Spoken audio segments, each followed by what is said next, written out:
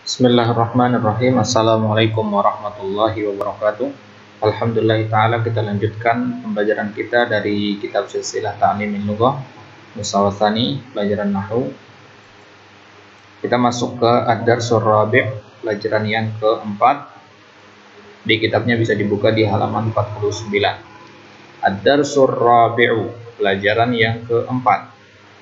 Selalu ingat lihat ke bagian sebelah kiri ini ya. Di lingkaran-lingkaran ini maksudnya nomor pelajarannya. Nanti kalau meroja lihat pembagian nomornya. Ad-Darsul Rabi', seperti biasa kita dikasih teks dulu di sini. Teksnya berjudul Silahu al-Hayawanin. Silahul Hayawani. Silah artinya senjata. Ya, silah artinya senjata. Ad-du'a'u silahul mu'min. Doa adalah senjatanya orang yang beriman. Silah al-hayawan, senjata-senjata hewan. Jadi hewan itu punya senjata.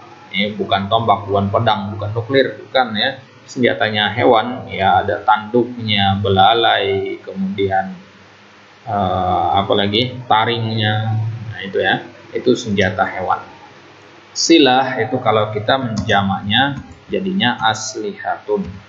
Nah, silakan dicatat produk-produk baru. Silah jamaknya aslihah. Aslihatun. Al-hayawan jamaknya hayawanat sudah ini ya. Baik. Kita langsung masuk ke teks. Nah, nanti kita kembali ke kalimat jadidahnya. Lam yakhluqillahu hayawanan bi ghairi silahin lid-difa'i an nafsihi. Lam artinya tidak. Jadi tidak, jangan antum biasanya mengartikan lam itu dengan belum ya. Memang lam itu artinya belum, tapi tidak selamanya artinya belum. Sesuaikan sama konteksnya. Di sini kita artikan dengan tidak. Allah tidak menciptakan hewan-hewan. Jadi di sini kenapa yakhluqi? Karena lam itu kan jazim. Ya, dia menjazamkan, mensukunkan. Jadi seharusnya di sini sukun. Tapi karena sini juga sukun, sukun ketemu sukun akhirnya dikasrohkan untuk menghindari terjadinya pertemuan sukun dan sukun. Jadi jadinya lam yakhluqi, seharusnya lam yakhluq gitu ya. Tapi kalau dibaca terpisah boleh kita baca dengan sukun. Lam yakhluq Allahu gitu ya. Allah tidak menciptakan hayawanan. Kenapa mansub di sini? Karena maf'ulun bi. Allah tidak menciptakan hewan-hewan bi ghairi sila, dengan tanpa senjata, lid difa'i, untuk membela dirinya sendiri, nafsihi, dirinya. Difa artinya membela, difa'uddin, membela agama. Faqad khalaqallahu likulli hayawanin silahan yunasibuhu.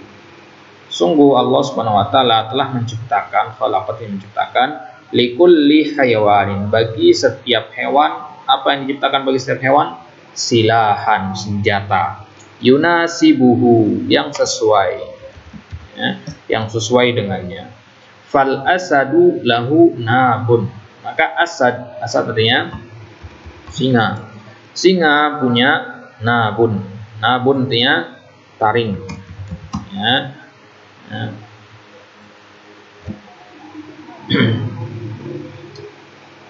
Jadi nabun artinya taring. Jadi singa punya taring. Walil fili khurtumun. Allah ciptakan bagi fil artinya gajah, fatal fil ya. Kalau gajah punya apa? Khurtumun. Khurtum artinya belalai. Ya, bisa juga artinya selang ya. Ini untuk konteksnya nanti bisa artinya selang, bisa artinya belalai, bisa juga artinya nama tempat. Ya, Khurtum, nama tempat, nama ibu kota. Kota Khurtum. Nah, jadi sesuai dengan konteksnya nanti. Belalai di sini kita artikan. Jadi setiap hewan itu punya senjata yang sesuai dengannya. Nah, untuk bayangkan aja singa punya belalai. Nah, singa pakai belalai. Gimana larinya nanti dia? Nah, singa kan ngejar dia berburu itu dengan mengandalkan kecepatannya. Baik. Jadi masing-masing hewan itu punya senjata yang sesuai dengannya. Singa punya taring, gajah punya belalai, walit tauri qarnun. Taur artinya kerbau. Kerbau atau sapi. Punyanya apa dia? Qarnun. Qarnun artinya tanduk. Qarnun artinya tanduk. Wa qad yadhunnul insanu anna tuyura as-saghirata laisa laha silahun. Berarti kan qad ketemu dengan fi'il mudhari. Berarti kan kaidahnya kemarin apa? Qad ketemu dengan fi'il mudhari artinya kadang-kadang, ya, atau terkadang. Terkadang manusia mengira, ya zunnu artinya mengira. Ya, dhanna yadhunnu. Terkadang manusia mengira bahwasanya tuyur jamak dari toir, toir atau tuyur, toir atau toir, ya. Toir atau tuyur, atau toir artinya burung-burung. Manusia terkadang mengira atau mungkin mengira bahwasanya burung-burung, ya, tuyur artinya burung-burung. Burung-burung as-saghirah yang kecil, laisa laha silahun, tidak memiliki senjata. Mungkin ada yang berpikir seperti itu. Burung gereja, senjatanya apa itu burung kecil itu? Walakinnahu, akan tetapi idza nazara, jika manusia memperhatikan, melihat. Nazar itu pakai ila, ya, nazara ila, melihat artinya. Melihat di sini maksudnya bukan melihat dengan mata tapi memperhatikan. Tapi jika manusia memperhatikan kepada hamam, al-hamam itu artinya burung dara, ya, burung merpati. Wal asafir, asafir itu burung-burung kecil, ya, burung pipit, ya, itu salah satu dari asafir. Burung pipit, burung gereja, ya, burung pipit yang suka di sawah yang kecil-kecil itu, ya. Jadi kalau manusia perhatikan burung merpati, burung pipit yang kecil-kecil itu, arafa annaha tastati'u an tatira bi sur'atin wa tanjuwa bi nafsiha. Senjatanya enggak berbentuk tanduk, taring, enggak. Senjatanya berbentuk apa? Nah, bahwasanya manusia akan mengetahui bahwasanya hewan-hewan itu tastati, mampu untuk terbang. Tatir artinya terbang. Bi sur'atin, dengan cepat, wa tanjuwa bi nafsiha, dan menyelamatkan dirinya. Ya. Jadi burung kecil itu memang senjatanya tidak berbentuk tanduk, belalai, tidak, tapi bentuknya apa? Bentuknya kemampuan terbang yang cepat. Jadi itu cara dia menyelamatkan diri. Ya, karena hewan tidak akan mungkin bertahan hidup kalau tidak punya cara menyelamatkan diri. Cara menyelamatkan diri itulah senjatanya.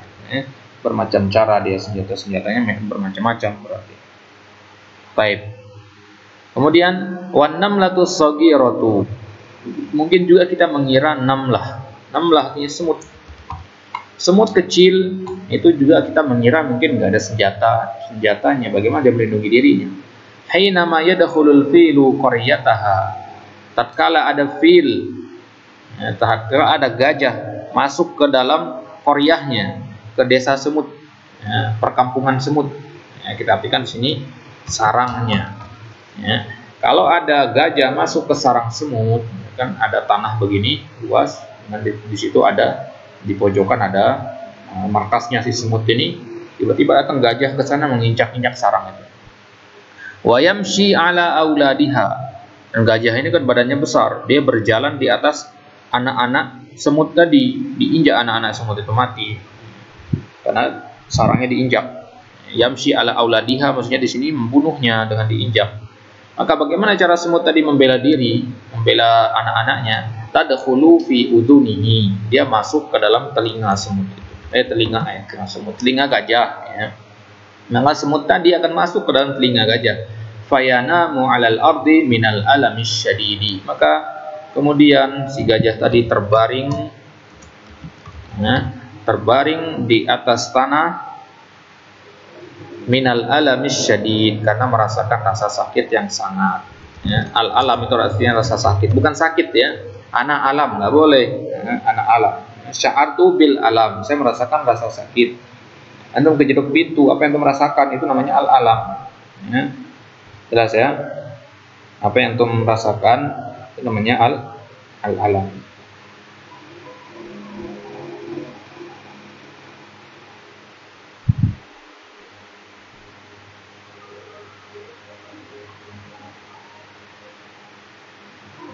Baik.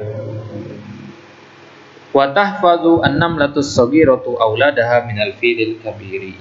Maka si semut kecil tadi mampu untuk menjaga, tahfazu yang menjaga, ini tahfazu, ya, bukan tahfatu. Ada titik selalu di sini. dia mampu menjaga anak-anaknya dari al-fil, dari si gajah yang besar tadi. Baik, itu teksnya singkat saja. Kita kembali ke al-kalimatul jadidah. Silahun tadi artinya senjata. Khalaqa yakhluqu, menciptakan. Nabun, apa itu nabun tadi? Nabun artinya taring. Khurtumun artinya belalai. Kornun artinya tanduk. Tara yatiru artinya terbang. Najayanju artinya selamat. Ingat, kalau ada dua kata seperti ini berarti dia kata kerja. Najayanju, tara yatiru, khalaqa yakhluqu itu kata kerja berarti. An-namlah itu artinya an-namlah artinya semut. Ya, beda dengan nahlah ya. Kalau nahlah lebah. Namlah. Surat an-namal sama surat an-nahl kan. An-namal semut. Ya. Auladun, aulad jama dari waladun, anak. Anak-anak semut, anak-anak manusia juga aulad kita katakan. Al-hamam, al-hamam itu burung dara atau burung merpati. Kalau al-hammam, nah itu kamar mandi artinya ya, kalau pakai tasdid. Al-hammam. Ya, tapi kalau al-hamam, nah, artinya burung. Baik. Baik, selesai dari teks, kita masuk ke pembahasan inti dari kitab, dari pelajaran yang keempat. Apa yang kita bahas di sini? Anwa'ul huruf. Kita belajar di sini tentang anwa'ul huruf. Jenis-jenis huruf. Ya. Anwa'ul harfi, macam-macam jenis huruf. Kalau sebelumnya kan anwa'ul fi'il, jenis-jenis fi'il. Ya, sekarang anwa'ul harf. Kita ambil contoh dari teks tadi, lam yakhluqillahu hayawanan bighairi silahin. Dari beberapa kata ini, yang mana huruf di sini? Lam. Kalau yakhluq kan fi'il, Abdul Jalalah isim, hayawan isim, dan seterusnya. Nah, lam di sini adalah sebagai harf, al-harf. Apa jenisnya? Khasun bil fi'li. Perhatikan di sini. Khasun artinya khusus. Nah, jadi kata lam itu khusus untuk fi'il saja. Makanya setelah lam itu adalah yakhluq. Yakhluq fi'il mudhari. Ya, fi'ilnya di sini adalah fi'il mudhari. Nah, kalau fi'il madi nggak boleh. Khasun bil fi'il mudhari gitu ya. Khusus untuk fi'il mudhari. Ya, tidak ada nanti lam zahaba. Lam qara'a, karena bertentangan artinya. Dhahaba telah pergi, lam artinya belum telah. Bagaimana belum telah? Kan nggak nyambung mana ini. Begitu juga setelahnya nggak boleh masukkan isim. Lam kitabun nggak boleh. Ya, jadi lam itu setelahnya harus fi'il, dan fi'ilnya adalah fi'il mudhari. Kemudian nomor 2, faqad khalaqallahu likulli hayawanin silahan. Hurufnya di sini adalah qad. Fa itu fa tambahan ya. Di hurufnya hanya qad saja. Qad itu khasun bil fi'li juga. Dia khusus untuk fi'il juga. Tapi dia boleh untuk madi dan mudhari. Jadi boleh madi, boleh mudhari kalau qad ya. Nah, kalau lam tadi hanya mudhari saja. Itu perlu diperhatikan. Nah, jadi qad itu boleh madi, boleh mudhari. Kalau ke fi'il madi, maka qad itu artinya sungguh. Ya, qad aflahal mu'minun, sungguh beruntung orang-orang yang beriman. Itu karena aflaha fi'il madi. Tapi kalau setelah qad fi'il mudhari itu artinya kadang-kadang, terkadang artinya. Jadi dua maknanya ya. Ya, perhatikan nanti ini. Kalau di sini qad khalaqa, nah, qad ketemu fi'il madi. Khalaqa fi'il madi, berarti di sini artinya sungguh Allah telah menciptakan. Gitu ya. Qad di sini artinya sungguh berarti. Baik. Dan yang ketiga, lid difa'i an nafsihi. Kata lid difa'i an nafsi ada huruf di situ yaitu an. Li juga huruf ya, tapi kita ambil contoh an di sini sebagai sampel saja. An khasun bil ismi. An itu huruf jar. Ya. Huruf jar itu huruf berarti. Ingat, huruf jar itu bagian dari huruf ya. Jadi huruf itu ada banyak. Salah satu bagiannya namanya huruf jar. Jadi tidak semua huruf adalah huruf jar. Ya. Yang diartikan seperti itu. Ya. Baik. Jadi an itu huruf jar khasun bil ismi, dia khusus hanya untuk isim saja, semua isim tadi, nggak ada bedanya ya. Semua isim. Jadi setelah an itu harus isim, nggak boleh fi'il. An zahaba nggak boleh. An setelahnya itu harus isim karena huruf jar itu kan tanda dari tanda-tanda isim. Dan nomor 4, yamshi ala auladiha. Yamshi ala auladiha. Ala itu huruf jar juga, khasun bil ismi, dia khusus untuk isim juga karena sama-sama huruf jar. Ingat, huruf jar kan tanda isim, berarti dia hanya khusus untuk isim saja. Baik, kemudian fal asadu lahu nabun, kata fa. Alfa yadkhulu 'alal ismi wa yadkhulu 'alal fi'li. Alfa itu boleh masuk ke isim, boleh masuk ke fi'il. Mana contoh yang isim? Fal asadu. Ini contoh yang isim. Asad kan isim. Ya, karena ada alif lam di situ. Ya, fal asadu. Ya, setelah fa ada isim. Dan yang kedua, fa setelahnya fi'il ya nah. Gitu ya. Jadi boleh masuk ke isim, boleh ke fi'il, tergantung kebutuhan. Fal asadu boleh, fayanamu boleh. Kenapa? Artinya maka. Baik. Dan masuk ke al-qaidah. Al-harfu salah satu anwa'in. Ini dihafalkan ya. Ini penting sekali ini. Kita dulu dipaksa juga untuk menghafalnya sama asatidz kita. Terus dihafalkan kaidahnya, penting sekali. Al-harfu salah satu anwa'in. Huruf itu ada 3 macam. Macam yang pertama, nau'un yadkhulu 'alal fi'li faqat. Jenis yang hanya masuk ke fi'il saja. Apa saja itu contohnya? Lam. Ini lam, bukan lam ya. Lam, qad, an, lan, kai. Ada 1, 2, 3, 4, 5 ya. Ada lam, qad, an, lan, kai. 5 huruf ini hanya boleh masuk ke fi'il faqat. Berarti faqat saja, hanya boleh masuk ke fi'il, nggak boleh masuk ke isim.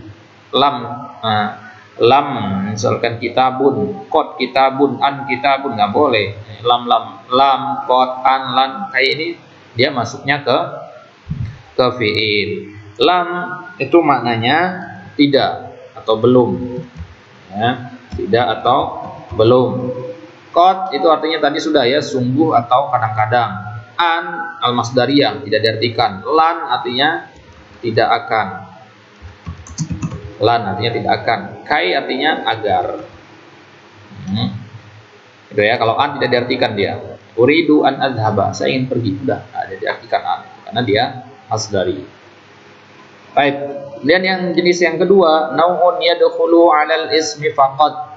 Jenis yang hanya masuk ke isim saja. Kalau tadi fi'il saja, ini isim saja. Apa contohnya?